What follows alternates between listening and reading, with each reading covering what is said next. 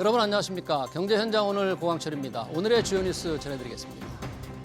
내년 전국 아파트 입주 물량이 2022년 이래 최저 수준으로 줄어듭니다. 직방이 집계한 내년 전국 아파트 입주 물량은 17만 2,270가구로 올해보다 28% 감소한 수준입니다. 서울은 올해보다 48% 적은 16,412가구가 입주하는데 90% 정도는 재개발, 재건축 등 정비 사업이 끝난 사업장입니다. 정부의 초강력 부동산 대출 규제로 연말 은행 창구가 사실상 막힌 상태에서 내년에도 가계대출 절벽이 이어질 것으로 보입니다. 이혁원 금융위원장은 내년 가계대출 증가율 목표치를 명목 증가율 성장률보다 낮게 설정해 억제 기조를 이어가겠다고 말했습니다. 이에 따라 주요 은행들은 내년 가계대출 증가율 목표치를 2% 안팎으로 정한 것으로 알려졌습니다. 쿠팡의 본사 쿠팡 INC가 미국 증시 상장 4년 만에 현지 주주들한테 집단 소송을 당했습니다. 대규모 개인정보 유출 사태를 방치해 주주 가치를 훼손하고 관련 공시가 부실했다는 이유인데요. 본안 소송으로 넘어갈 경우 국회 증인 출석을 거부한 창업주 김범석 쿠팡 INC 의장에게 추가적인 압박이 될 것으로 보입니다. 정부가 코스닥 시장의 신뢰 혁신 제고 방안을 발표하면서 코스닥 시장에 훈풍이 불 것이라는 기대감이 일고 있습니다. 금융위원회는 코스닥 시장의 체질 개선을 위해 상장 심사 및 폐지 구조를 다시 설계하고 기관 투자자들의 진입 여건을 조성하며 투자자 보호를 강화하겠다고 밝혔습니다. 코스닥 활성화 방안의 구체적인 내용과 시장에 미칠 영향, 이어지는 집중 진단에서 살펴보겠습니다. 경제현장 오늘은 SBS BJ 앱과 유튜브에서도 실시간 시청 가능합니다. SBS BJ 앱을 다운받아 시청하면 더 많은 정보와 뉴스를 볼 수 있습니다.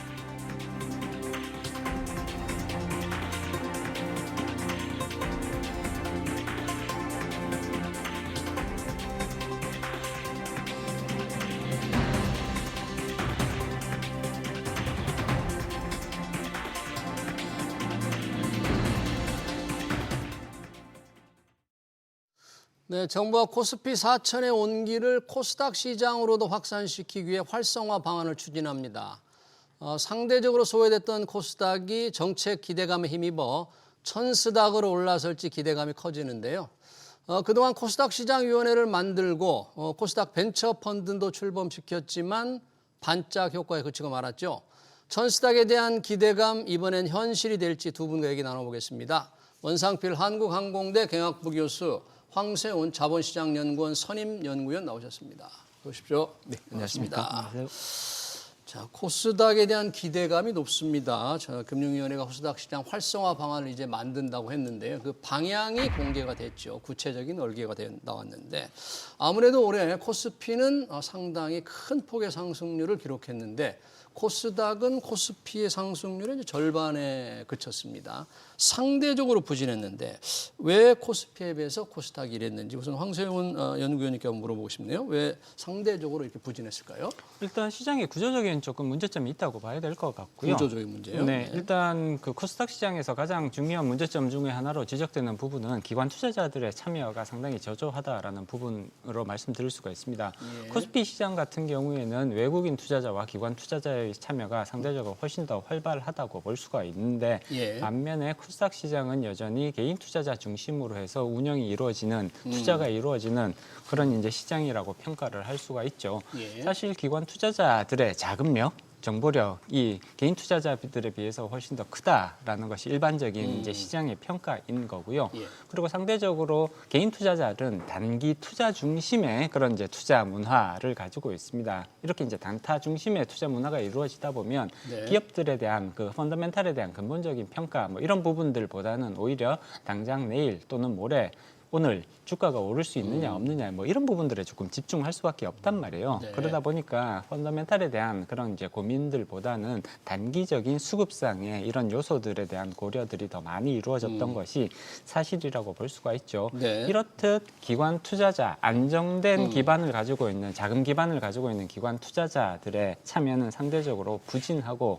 개인 투자자들의 그런 이제 참여들이 훨씬 더 활발하게 이루어지는 시장들이다 보니까 예. 뭐 이런 것들이 결국은 결국은 시장의 정보 투명성까지도 영향을 미칠 수밖에 없단 말이에요. 예. 기관 투자자들은 기본적으로 투자를 하기 위해서는 코스닥 시장에 대해서 여러 가지 기업 분석 리포트를 요구를 하게 마련이거든요. 예. 그러면 증권사들도 이러한 기업 분석 리포트를 더 많이 생산을 해내고 이럴 텐데 일단 기관 투자자들의 관심도가 떨어져 있으니까 예. 정보 생산 활동도 상대적으로 더 부진할 수밖에 없다. 이런 것들이 예. 종합적으로 영향을 미친다고 평가할 수가 있죠. 코스닥의 기관 투자가 투자 비율이 뭐 거의 한 자릿수죠? 네, 그렇습니다. 네, 아주 지금 적은 비율. 5% 내외 정도인 것으로 지금 추정을 하고 있고요. 예. 대부분은 지금 거의 80% 넘게가 개인 투자자들의 자금인 개인 것으로 나타나고 투자자들의 있습니다. 뭐 단타, 뭐 놀이터다 이제 이런 비판도 좀 받아들 때 그런 것들이 코스닥 상승률을 올해 코스피보다 상당히 부진하다 그러는데 그런 것 때문에 이제 금융위원회가 대통령 업무보고에서 구체적인 방안은 아닙니다만 어떻게 활성화하고 어떻게 혁신하겠다는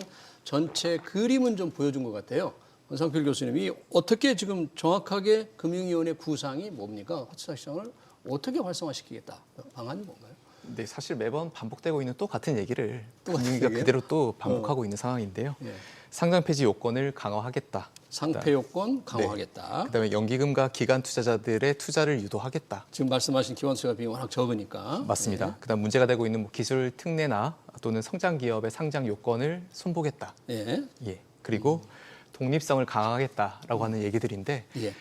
이제 뭐 너무 많이 들어서 지겹고요. 어. 예, 매번 이 코스닥 시장의 부진, 그다음에 이 처참한 실적이 공개될 때마다 내놓는 대책들이라고 하는 것들이 네. 역시 또 반복된 내용들이라서 사실은 시장이 기대를 하기 좀 어렵다 그렇게 보여집니다. 그래요.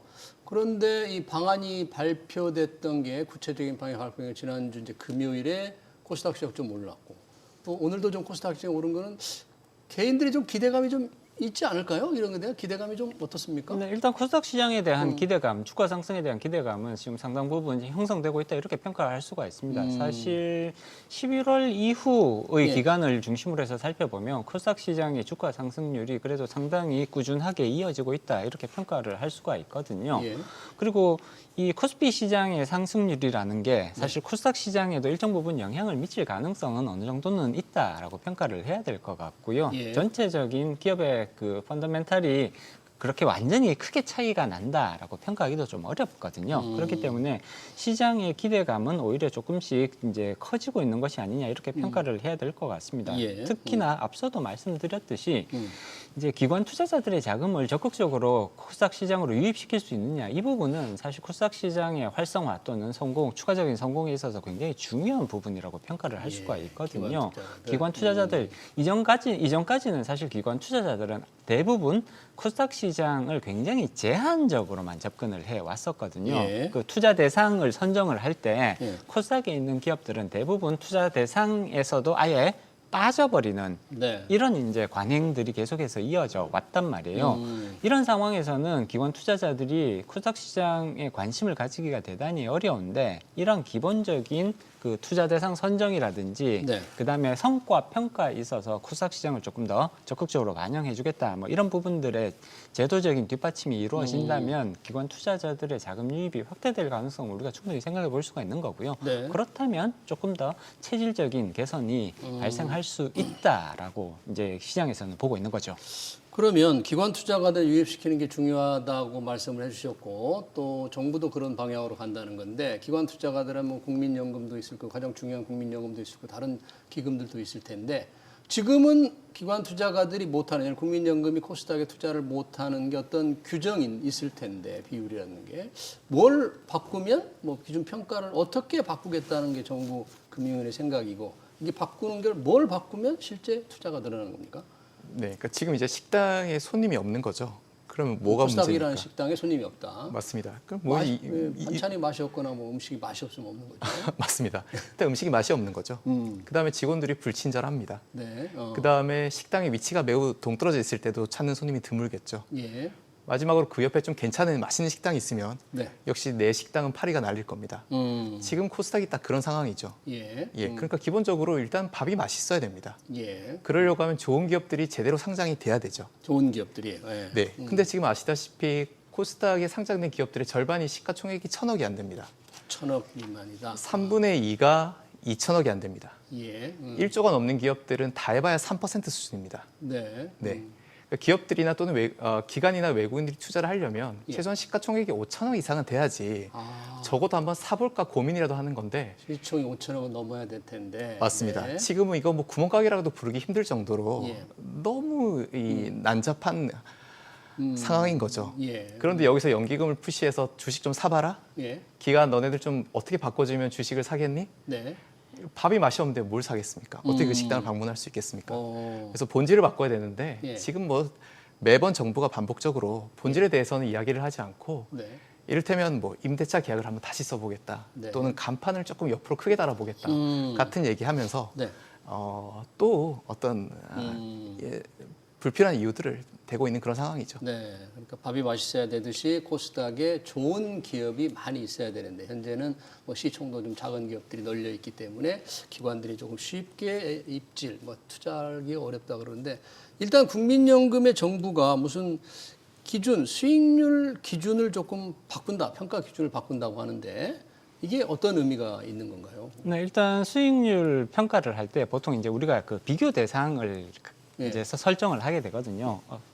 투자가 충분히 괜찮은 성과를 보이고 있는지를 판단하기 위해서는 일단은 기준점이 있어야 예. 되잖아요. 네. 그래서 그 기준점을 우리가 흔히 이제 코스피를 기준점으로 많이 쓰고 코스피를? 네, 코스피 지수 그러니까 코스피 지수가 얼마만큼 지금 수익률을 거두고 있는데 이 기업은 코스피 지수에 비해서 더 좋은 수익률을 거두고 있느냐 또는 더 나쁜 수익률을 거두고 있느냐 이런 식으로 평가를 한단 말이에요. 예. 근데 이제 코스피만 쓰는 건 아니고요. 네. 코스피 플러스 이제 코스닥 그러니까 혼합 지수를 쓰는 경우들도 있습니다.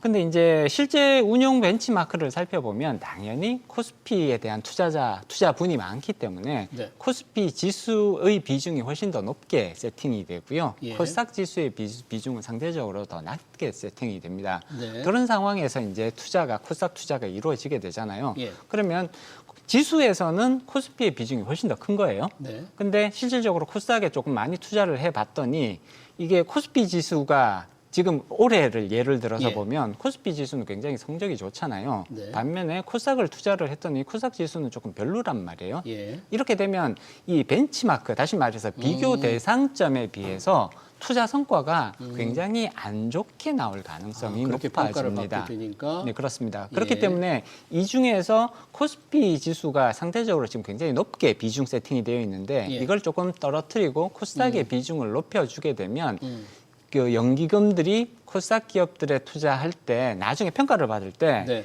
코스피 지수가 이렇게 높은 상황에서 조금 안 좋은 평가를 받게 될 가능성 이런 부담감이 상대적으로 줄어들 가능성이 그걸 바꿔서 높아집니다. 이제 코스닥도 하나의 벤치마크로 조금 더 삼아서 그렇죠. 평가를 벤치마크로서의 코스닥의 비중을 지금보다는 더 높게 가져감으로써 비교 대상이 코스피 지수가 아니라 코스닥 지수가 될 수 있도록 이렇게 만들어주게 된다면 네. 코스닥 기업들에 대한 투자가 지금보다는 조금 더 늘어날 수 있다. 부담이 줄어들 가능성이 높아지는 거죠. 네, 그게 정부가 생각하는 네.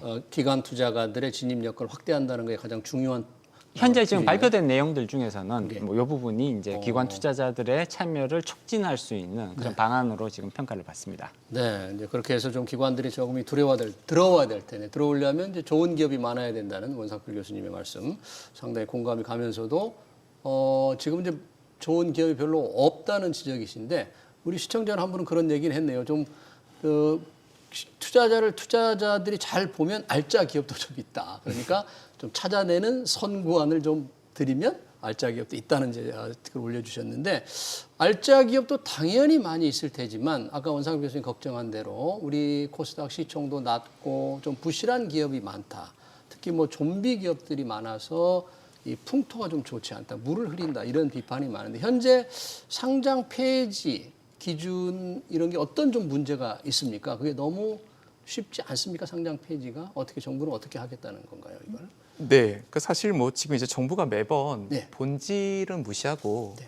그 옆에 있는 장가지들을 건드리는 것으로 대책이라고 계속 내놓고 있고요. 네. 사실 이번에 발표한 이 자료들도 몇 년 전 금감위 보도자료 보면 또 그대로 있는 내용들이거든요. 그래요? 어떻게 보면 참 공무원들 일 안 한다는 생각도 드는데 네. 벤치마크 같은 경우도 사실 그런 거 아닙니까? 그러니까 네. 지금 이를테면 키가 작으면 운동을 열심히 하고 밥을 많이 먹어야죠. 네. 근데 키가 작으니까 이제는 자의 눈금을 바꾸겠다라고 하는 게 이 벤치마크를 지금 바꾸겠다는 그런 의미이기도 기관 하죠. 투자가들 유도하기 위해서. 네. 맞습니다. 그다음에 연기금이나 기관 투자가들이 어떤 사람들입니까? 예.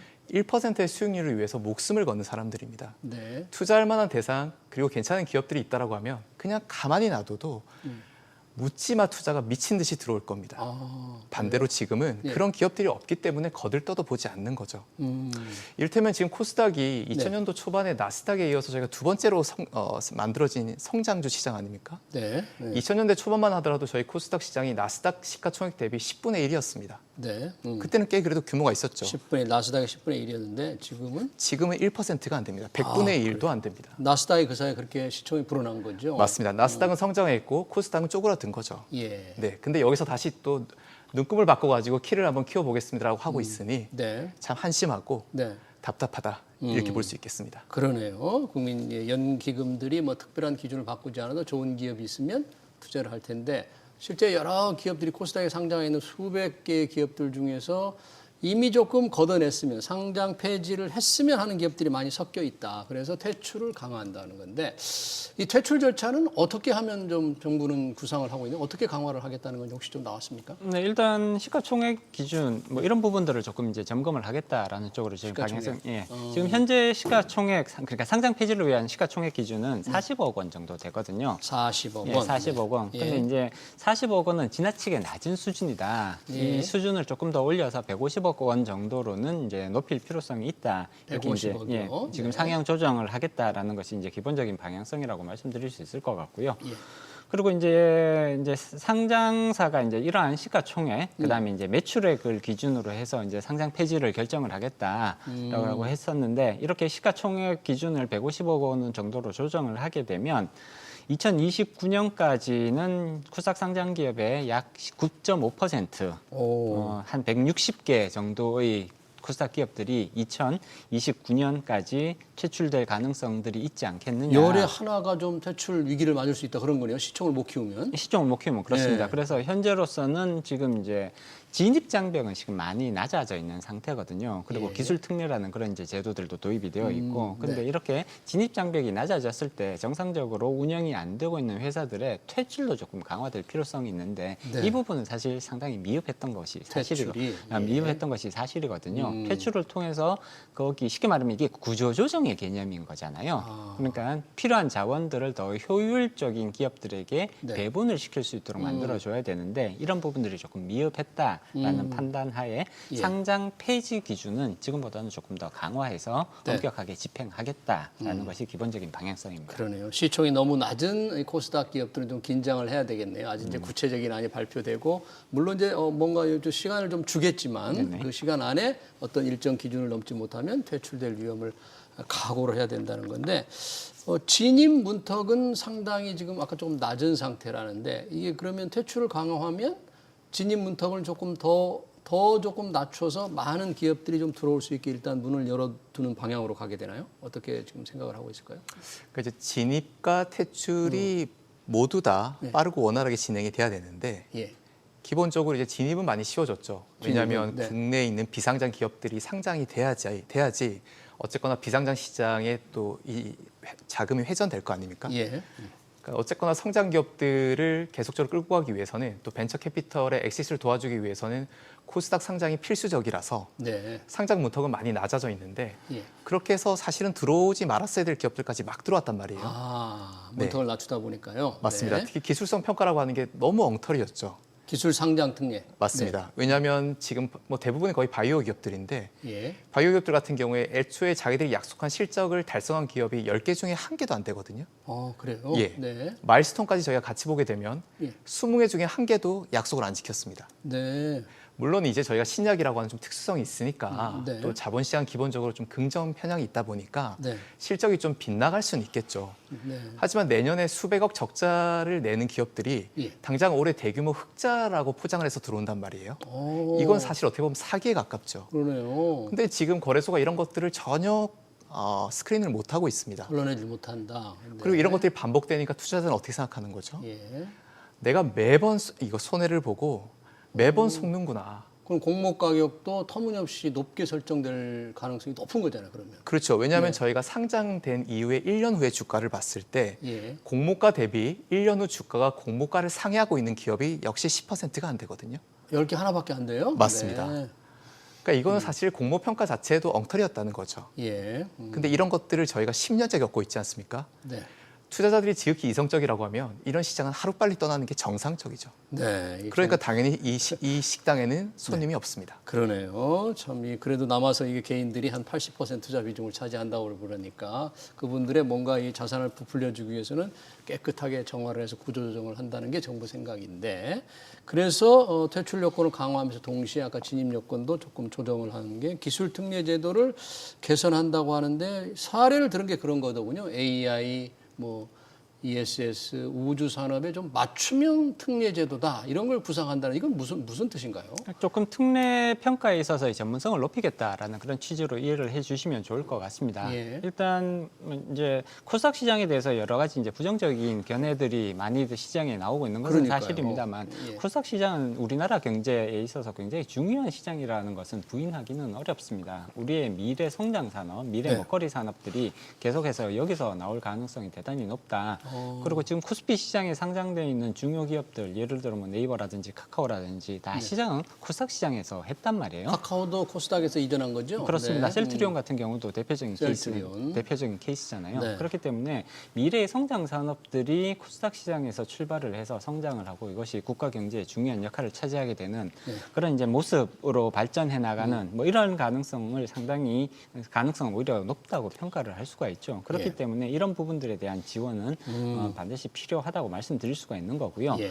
특히나 이제 그러면 결국은 이 성장 산업들에 있는 기업들이 얼마나 여기서 이제 도움을 받을 수 있느냐 이런 네. 부분들을 어떻게 지원할 수 있느냐가 중요해지게 되는데 향후 우리가 성장 산업으로 생각해 볼 수 있는 게 좀 전에도 말씀해 예, 주셨듯이 AI. AI 올해 굉장히 중요한 화두였고 예. 내년까지도 계속해서 중요한 화두가 될 수밖에 없습니다. 네. AI 우주 산업이라든지 그다음에 에너지와 관련된 이런 부분들 향후 우리 미래의 경제 성장을 책임질 그런 산업군이라고 평가를 할 수가 있을 텐데 당연히 이런 부분들에 있어서 기술 특례의 전문성을 강화하는 방향으로 네. 제도적 지원이 이루어질 필요성이 있다라는 말씀은 드릴 수가 있죠. 예. 전문성을 키워나가는 것이 가장 중요하다고 말씀드릴 수 있습니다. 네, 말씀 과중에 이제 시청자가 이런 댓글을 주셨는데 조금 증권회사들에게 좀 의미 있는 말씀 같아요. 이제 진입 장벽을 낮추는 데 주도한 게 정부가 아니라 증권사들이 책임 있는 역할을 해야 된다. 그러니까 기업들을 잘 고르고 공모가도 잘 평가하도록 뭔가 책임 있는 역할을 해야 된다는 지적을 시청자가 올리셨는데 그건 좀 맞는 것 같아요. 증권사들도 조금 제대로 못 고르고 이게 상장만 하면 상장 수수료에 눈이 어두워서 뭐 공모가 높게 평가하는 눈 감아주고 그런 사례도 좀 많지 않을까요? 증권사들. 맞습니다. 뭐 당연히 이제 증권사는 브로커니까요. 예. 네, 하나라도 더 상장시켜서 수수료를 받고 싶어하는 구조죠. 네. 하지만 이제 최종적인 평가는 거래소가 하는 건데 거래소가요? 거래소 평가가 엉터리였다는 거죠. 그래서 그러네요. 엉터리 평가와 잘못된 브로커가 만나서 만들어낸 합작품이다. 이렇게 보여집니다. 그러다 보니까 지금 우리 기업 중에서 뭐 코스닥도 아니고 코스피도 아니고 유가증권 시장도 아니고 나스닥으로 직행하겠다. 예. 이런 기업들이 꽤 지금 준비하는 기업들이 꽤 있죠. 어떤 느낌이요? 맞습니다. 뭐 이를테면 저희가 지금 AI에 목숨을 걸었다고 하는데 예. 지금 유일하게 이제 한국에서 좀 쳐다볼 수 있는 기업이 퓨리오사인데 퓨리오사. 맞습니다. 예. 퓨리오사도 지금 당장 미국의 나스닥 바로 직상장한다고 하지 않았습니까? 예. 그다음에 뭐 지금 엑사리온 같은 그런 팹리스 업체들도 마찬가지고 예. 뭐 암호화폐 관련주 두나무도 마찬가지고요. 예. 그다음에 요즘 시장에서 한참 문제가 되고 있는 이를테면 쿠팡도 네. 이게 한국에서 돈 벌고 있는데 나스닥가 있지 않습니까? 그렇죠. 사실 쿠팡 같은 기업들이 한국에 상장됐다라고 하면 예. 저희가 주주로서 또 어떤 선량한 관리자로서 제대로 된 역할을 할 수 있었을 건데 네. 참 속상한 일이죠. 그러네요. 지금 말씀 듣고 보니까 그런 회사들을 조금 코스닥이나 코스피에 잡아둘 수 있도록 정부가 정말 발가락이라도 붙잡아야 되는데 그러려면 자신들의 기업 가치를 제대로 평가받는 풍토가 좀 돼야만 기업들을 설득할 수 있을 거 아니에요. 강제로 할 수는 없는 거잖아요. 그게 참 아쉽네요. 자, 이 국민성장펀드 얘기도 이게 코스닥과 좀 되게 관련이 있게 정부가 얘기하는데 5년 동안 정부는 150조 원을 투자하는 국민성장펀드를 출범시켰는데 이게 코스닥 시장에 어떻게 좀 도움이 될 수 있나요? 국민성장펀드가? 일단 국민성장펀드의 주된 그런 투자 분야를 살펴보면 주로 이제 첨단 업종들이 많잖아요. 예. 앞서도 말씀드렸던 AI라든지 네. 그다음에 이제 뭐 방산, 그다음에 바이오 뭐 이런 쪽, 백신 쪽, 이런 쪽 이제 첨단 산업 쪽으로 주로 많이 이제 투자를 하겠다. 예. 그리고 벤처 기업들에 대해서 집중적으로 투자를 하겠다. 이런 기본적인 방향성을 밝히고 있습니다. 코스닥의 정체성과 사실 상당 부분 겹치는 영역이라고 봐야 될 것 같고요. 예. 그렇기 때문에 국민성장펀드는 당연히 코스닥에 대한 투자 비중을 상대적으로 조금 높게 가져갈 가능성이 있지 않을까, 충분히 있지 않을까. 예. 특히나 이제 코스닥 기업들, 이제 혁신 기업들이 스케일업을 하고 이제 성장을 하고 그리고 네. 여기에 대한 자금을 회수하기 위해서 이 코스닥 시장의 역할이 굉장히 중요하다고 이제 평가를 받고 있단 말이에요. 예. 따라서 이런 부분들에 있어서는 당연히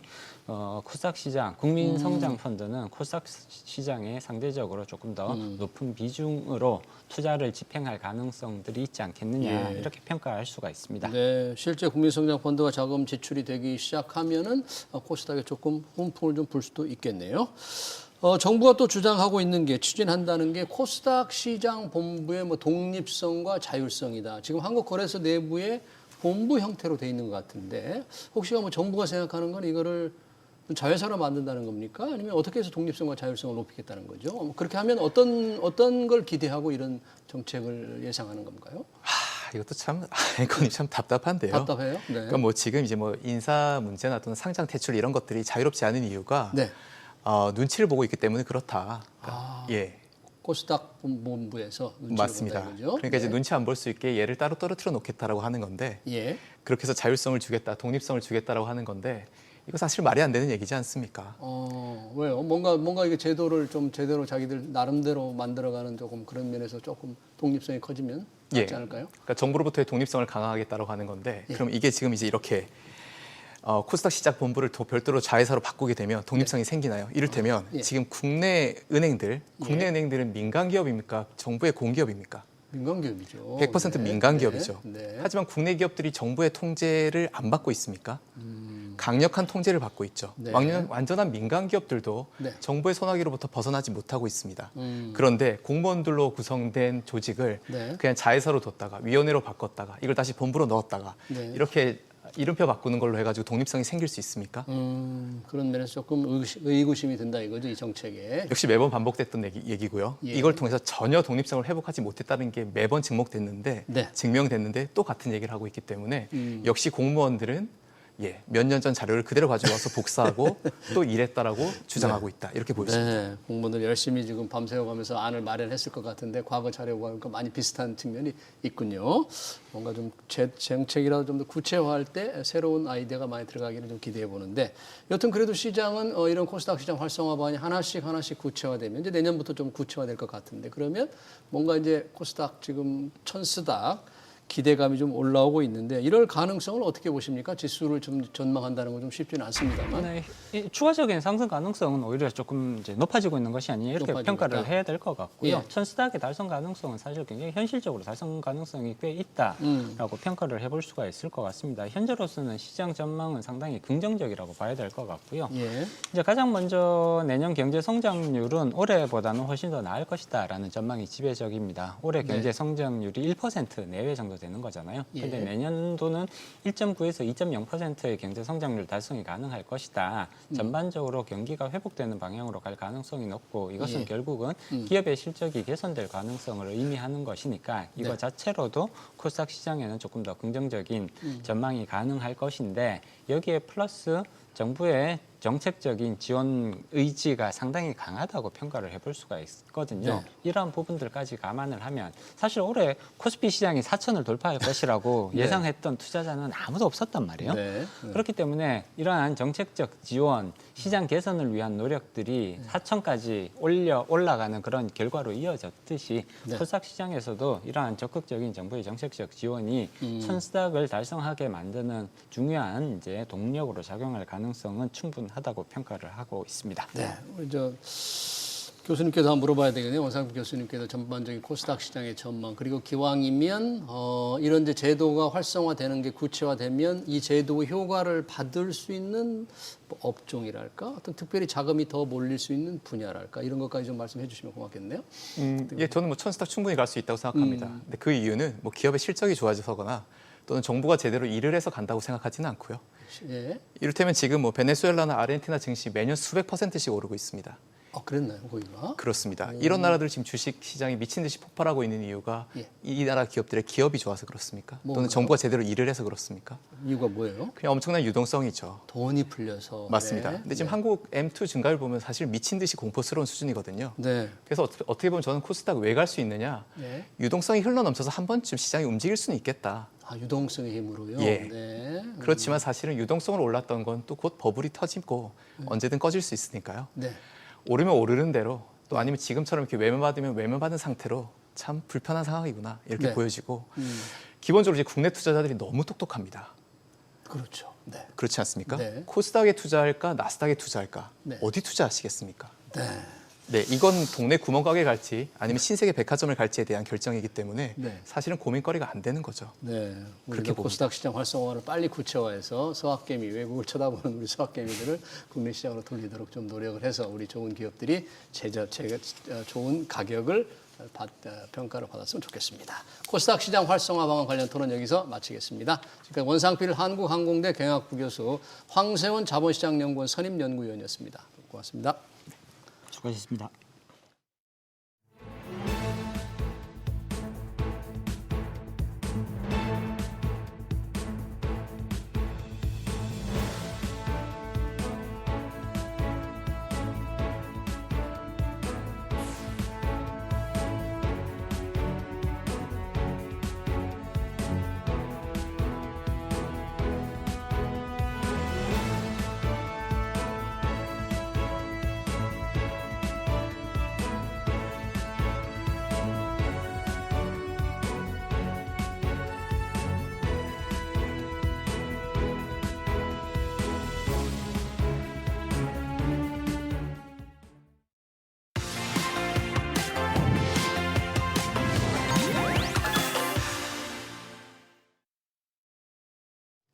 네, 뉴욕 증시에서 AI 거품론이 진정되면서 우리 시장에서 반도체주가 강한 상승세를 보이고 있습니다.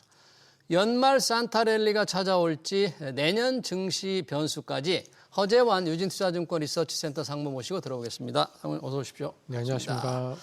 자, 우리 시장 이제 크리스마스 성탄 휴장하고요. 연말 또 일찍 폐장을 하기 때문에 며칠 안 남았습니다. 그렇죠? 한 해 한번 이렇게 돌아보니까 어느 증권회사에서 쭉 했어요. 올해 1월부터 11월까지 주식을 판 사람들을 대상으로 봤더니 10명 중에 7명이나 수익을 냈더라고요. 그렇게 많이 수익을 냈나? 그리고 수익 낸 사람들의 평균이 912만 원.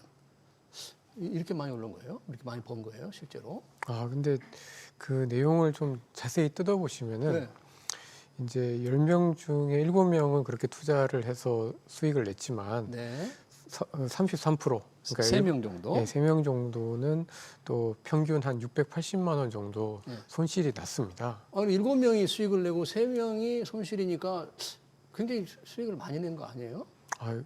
근데 올해 주가가 사실은 이제 그 코스피가 연초에 이제 2,400이 안 됐었는데 지금 4,000이 올라온 걸 생각을 하면 그 와중에도 그 와중에서도 세 명이 30%가 손실을 냈다라는 거는 그렇군요. 그만큼 이 투자자별로 손익의 차이가 어마어마하게 컸다라는 것을 의미를 한다라고 그러네요. 좀 보여지고요. 네. 당연히 뭐 상반기에는 이제 조선 방산 같은 기업들, 조선 방산. 하반기에는 이제 삼성전자와 하이닉스 이거를 들고 있느냐 그렇지 않았느냐에 따라서 네. 수익의 차이가 엄청나게 좀 났었기 때문에 네. 사실 주가가 오르는 과정에서도 굉장히 좀 그 웃을 수 있는 분과 그렇지 못한 분들의 차이가 컸다. 그러네요. 이렇게 좀 보여집니다. 네, 코스피가 그렇게 오르는데 3분이나 10명의 3명이나 손실을 봤다. 그런 얘기네요.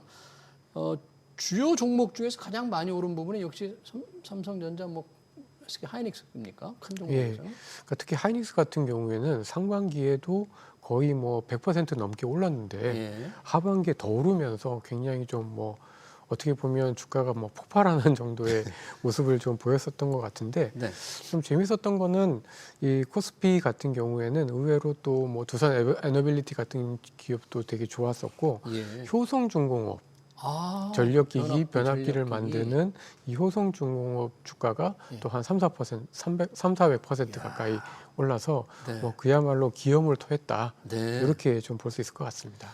네, 허주한 상무님도 이제 연말에 이렇게 뒤돌아본 건 중요하지만 내년에 그렇게 오를 수 있는 걸 다 이렇게 전망하는 게 훨씬 더 중요할 것 같아요. 네, 나중에 그렇습니다. 그런 얘기 좀 해주면 좋겠는데 우리 시장 좋은 이유가 주말에 뉴욕 증시에서 오라클 브로드컴으로 AI 거품론이 확산됐다가 마이크론 테크놀로지가 일거에 좀 거품론을 좀 진정시킨 것 같습니다. 상당히 조금 분위기가 괜찮은 거죠.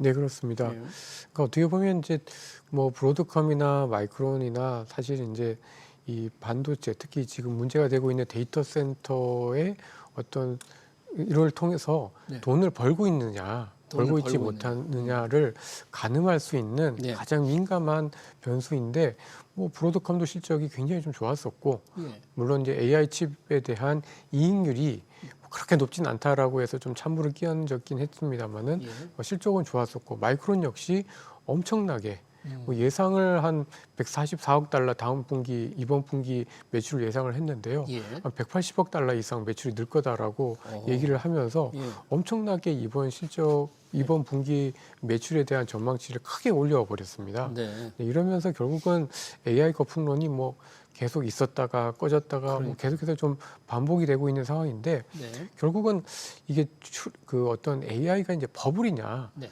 주가가 정말 거품이냐 이건 아닌 것 같고요. 그리고 기업들의 실적도 분명히 좀 좋아지고 있는 거고 예. 다만 이제 지금 시장에서 우려하고 있는 거는 출혈 경쟁.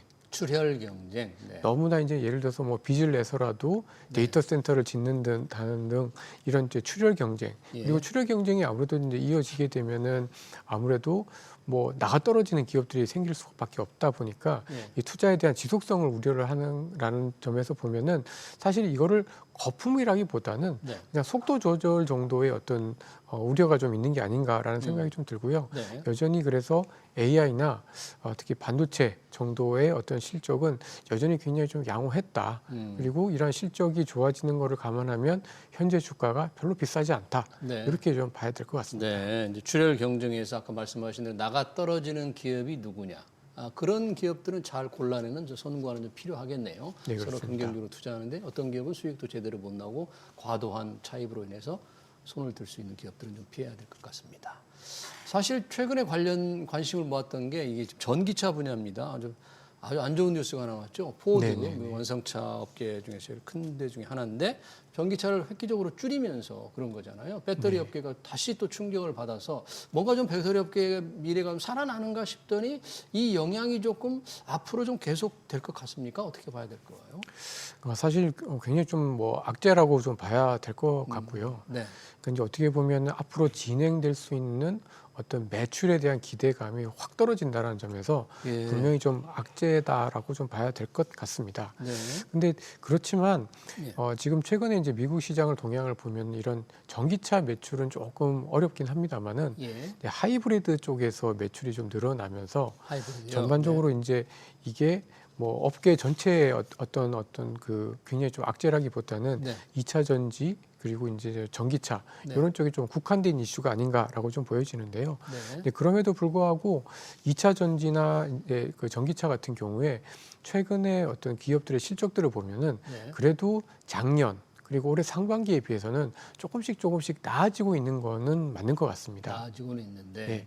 그러니까 앞으로 아마 또 드라마틱하게 좋아지기가 어렵다라는 것이지 예. 이게 다시 또 한번 굉장히 좀 더 나빠진다 이렇게 보기는 어렵다라고 좀 보여져서 예. 저희는 오히려 이 업황과 실적은 그래도 최악은 좀 벗어나고 있다 이렇게 좀 평가를 좀 하고 있습니다. 예, 그러니까 포드의 충격으로 매출의 새로운 기대치를 좀 줄여야 되지만 그렇게 또 큰 충격이 나올 것 같지는 않다, 봐줄 네, 것 같지는 그렇습니다. 않다 그렇게 보시는 거예요. 네, 네. 네, 워낙에 2차 전지가 조금 어려웠다가 좀 살아나는 듯했는데 또 다른 강력한 이 주먹을 한 대 맞은 것 같은 분위기가 들어서 혹시 아주 걱정을 많이 해야 되나 하는 그런.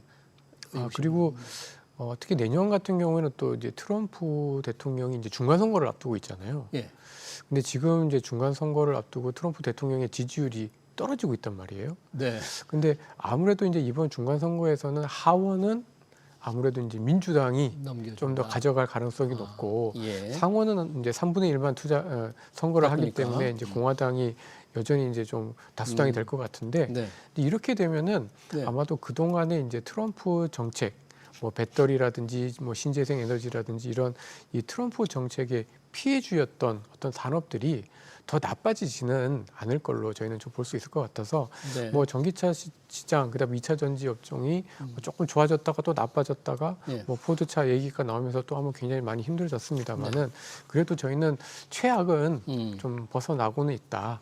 다만 이제 내년에 실적이 얼마나 좋아질지 이게 좀 관건이다라는 정도로 좀 말씀드릴 수 있을 것 같습니다. 알겠습니다. 요즘 또 관심을 끄는 게 이 공모주 시장이더라고요. 보통 연말이면 뭐 비수기 아니냐 이렇게 봤는데 뭐 최근 들어 이달 들어서 상장한 7개 중에서 6곳이 배 이상 올랐다는데 첫날 무슨 이렇게 좋은 기업들이 올라온 겁니까? 뭐 분위기가 이렇게 달라진 겁니까? 그러니까 물론 이제 최근에 뭐 그 상장한 알지노믹스, 그다음에 이제 곧 이제 저희 뭐 K 어묵이라고 하는 삼진식품 같은 경우에 예. 굉장히 뭐 좀 기대감이 좀 큰 기업들이기도 합니다. 네. 그래서 이런 기업들이 이렇게 들어오면서 네. 이제 새내기 주들이라고 하잖아요. 상장주들에 대해서 관심들이 좀 높아지고 있는데 네. 제가 보기에는 어쨌든 지금 주가가 코스피의 경우 올해 연초 이후에 한 뭐 70% 주가가 오르다 보니까 네. 새로운 대안을 찾는 과정에서 새롭게 상장을 하고 새롭게 성장을 하고 있는 기업들에 대한 관심이 커지고 있는 과정이다. 이렇게 좀 보여집니다. 예. 그러니까 결국은 기존의 유통 대형주들 같은 경우에는 네. 뭐 물론 뭐 다 오르진 않았습니다만은 그래도 꽤 많이 알고 있는 기업들이 많고 예. 좀 나름대로는 약간 좀 식상해진 느낌들이 좀 있는데 예. 이제 뭐 예를 들면 K 컨텐츠와 관련해서 뭐 어묵과 같은 네. 이렇게 새롭게 좀 붐을 일으킬 수 있는 종목들 그리고 바이오 바이오도 쪽에서도 에임드 바이오 굉장히 예. 좋은 성과를 받았죠. 예. 네. 그래서 이런 업체들 같은 경우에는 새로운 뭔가 이렇게 기운을 줄 수가 있기 때문에 지금 연말 연초를 앞두고 저희 주식시장에서는 이러한 어떤 새내기주에 대한 관심도 굉장히 좀 커지고 있는 걸로 보여집니다. 그러네요. 새내기 주에 대한 기대감으로 조금 공모 시장이 뜨겁게 달아오고 있다 그런 말씀이고요. 내년 하반기부터인 거로 보입니다만 뉴욕 증권거래소 그리고 시카고 옵션 거래소가 이 거래소들이 지금보다 훨씬 영업시간을 늘려서 사실상 24시간 체제가 된다고 하는데 이렇게 되면 우리 시장에 우리 서학개미들이 더 관심을 그쪽으로 가서 돈이 더 빠져나갈까? 뭐 어떻게 영향을 줄까요? 네, 뭐 그럴 가능성도 있긴 한데요. 예. 최근 들어서 워낙 정부가 환율에 민감해서 예. 이 해외 주식과 관련해 가지고 예를 들면 뭐 마케팅이라든지 이런 것들에 대해서 좀 증권사들의 조심을 시키고 있는 입장이라 규제를 많이 하고 있죠, 마케팅. 네, 그래서 이런 부분에 있어서 뭐 그 개인 투자자들의 어떤 서학개미들이 미국 주식을 더 많이 사거나 이러지는 못할 것 같습니다. 근데 그 증권회사들을 마케팅 규제를 한다고 과도하게 하지 말라고 규제한다고 투자하는 사람들이 투자를 적게 할까요? 물론 당연히 그렇지는 않습니다. 그렇진 그걸 어떻게 않겠죠. 막을 수는 없고요. 막을 수는 없겠죠. 다만 네. 이제 과하게 자금이 쏠리는 것들은 좀 막아보겠다라는 정도로 좀 이해를 해야 될 것 같은데요. 예.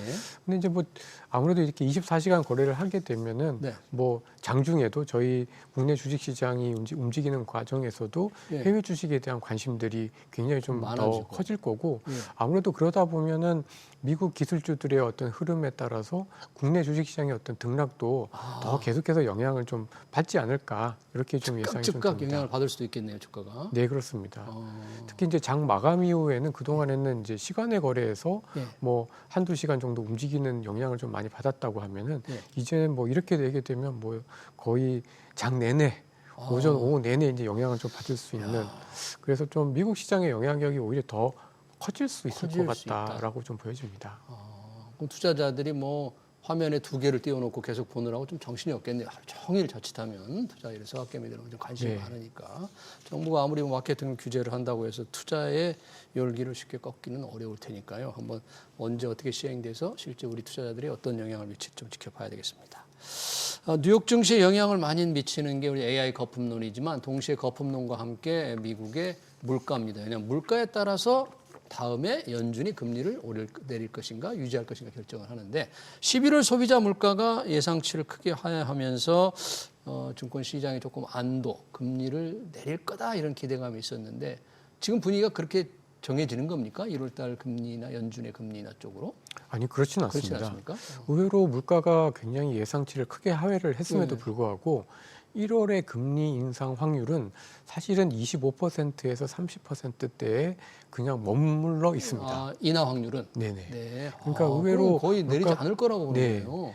그러니까 물가가 떨어졌지만 예. 아무래도 이제 그 10월 데이터가 예. 사실은 좀 왜곡됐을 가능성이 높다. 아. 라는 점에서 예. 지금 뭐 2.7% 지난 11월 예. 미국의 소비자 물가 상승률이 나왔습니다만은 예.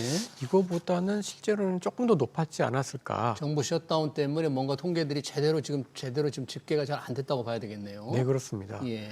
그리고 특히 이제 이번에 물가가 크게 하락한 거에 큰 역할을 한 게 네. 이제 소위 말하는 이제 임대료 물가인데요. 임대료. 네, 임대료 물가가 이 그 미국의 노동 통계청 데이터를 보시면은 예. 10월 데이터가 0으로 돼 있습니다. 아, 이런 이 통계 함부로 믿을 수가 네. 없구나 그러면. 예. 그러니까 이거를 그냥 그 실제치를 구하지 못해서 잠정치를 그냥 예. 0으로 놓고 계산을 한 거니까 예. 생각보다 더 많이 떨어진 것으로 나타났다 이렇게 좀 보다 보니 네. 아무래도 이제 그 지표에 대한 어떤 신뢰도가 떨어진다 이렇게 좀 봐야 될 것 같은데요. 알겠습니다.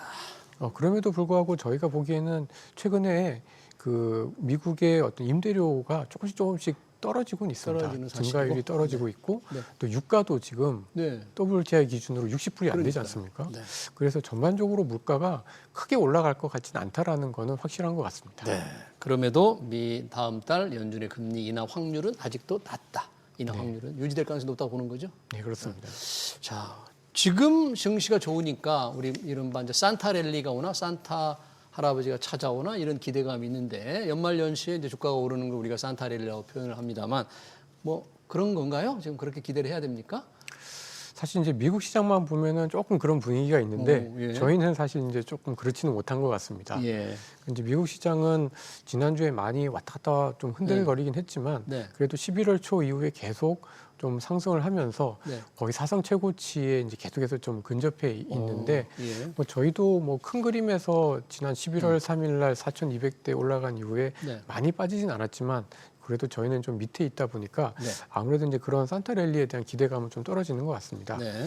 근데 이제 저희가 보기에는 이게 12월 한 중순부터 해서 연말까지를 이제 산타 랠리라고 보는데 네. 좀 계절적으로 보면은 이 산타 랠리보다 사실 1월 효과가 좀 더 뚜렷합니다. 1월 효과가 더. 네. 네. 그러니까 이제 어떻게 보면 12월 산타 랠리는 이제 12월 달에 주가 흐름을 보는 거고 네. 1월 효과는 이제 새해 효과. 이제 1월 달에 주식시장이 대체로 연초에 어떤 기대감을 반영을 해서 올라가는 효과를 말하게 되는데 네. 과거에 보면 이런 산타 랠리는 보다는 예. 1월 효과가 그러니까 저기 지난 15년 동안의 데이터를 보면은 그렇군요. 한 10번 중에 6, 7번은 네. 1월에 주가가 좀 올랐다라는 점에서 네. 여전히 연초에 대한 기대감은 좀 높게 가져가도 될 것 같습니다. 짧게 어떤 분야를 조금 주목한다면 짧게 어떤 분야를 업종을 여전히 지금 시점에서는 여전히 이제 반도체가 반도체. 가장 좋긴 한데요. 예.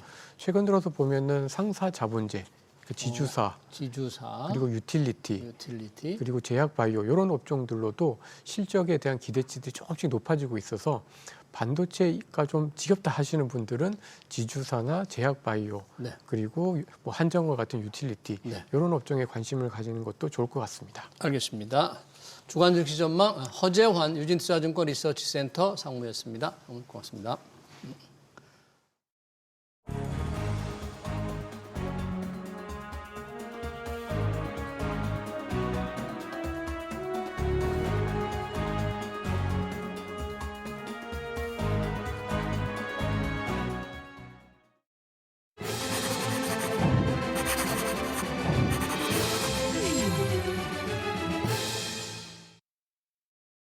네, 정부가 내년에 코스닥 시장 활성화 방안을 추진합니다. 투자자들은 구체안이 나올 기대했는데 정부는 방향만 공개했죠.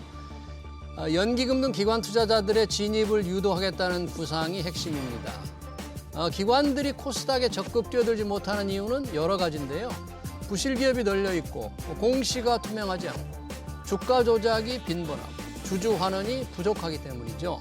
기관 투자가를 찾을 수 있도록 구조개혁이 절실합니다. 신뢰 회복 없이는 불가능합니다. SBS 비즈 경제 현장 오늘 여기서 마치겠습니다. 시청해주신 여러분 고맙습니다.